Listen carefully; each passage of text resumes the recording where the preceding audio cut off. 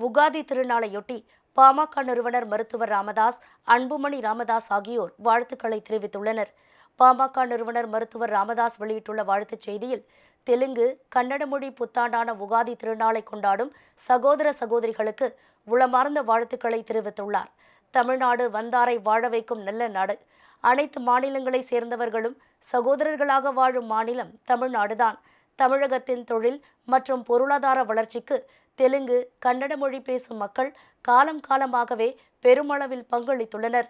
புத்தாண்டுகள் எப்போதும் புதிய மகிழ்ச்சியையும் உறவையும் நன்மைகளையும் கொண்டு வருபவை. அந்த வகையில் தமிழர்களுக்கும் தெலுங்கு மற்றும் கன்னட மக்களுக்கும் இடையிலான ஒற்றுமையும் சகோதரத்துவமும் ஆள் போல் தழைத்தோங்க வேண்டும். அதற்கு அனைவரும் இணைந்து பாடுபடுவோம் என்று மருத்துவர் ராமதாஸ் தெரிவித்துள்ளார்.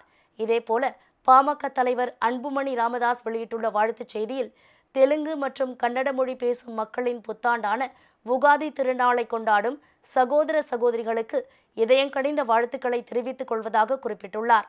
30 கோடி முகமுடையாள், உயிர் மொயம்புற ஒன்றுடையாள், இவள் செப்பு மொழி 18 உடையாள், எண்ணிற் சிந்தனை ஒன்றுடையாள் என்ற பாரதியின் வரிகளுக்கு ஏற்ப தெலுங்கு பேசும் மக்களும் கன்னட மொழி பேசும் மக்களும் தமிழர்களிடம் இருந்து மொழியால் வேறுபட்டு இருந்தாலும் சிந்தனையால் ஒன்றுபட்டவர்கள். உடலால் வேறுபட்டாலும் உயிரால் ஒன்றுபட்டவர்கள். இதற்கு வாழும் எடுத்துக்காட்டு தமிழ்நாடுதான்.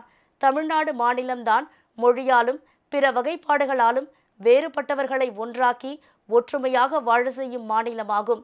உகாதி கொண்டாடும் மக்களுக்கு அனைத்து நலன்களும் வளங்களும் மகிழ்ச்சி, அமைதி, சகோதரத்துவம், இன்பம், வளமை, நிம்மதி உள்ளிட்ட அனைத்தும் நிறைய வேண்டும் என்று அன்புமணி தெரிவித்துள்ளார்.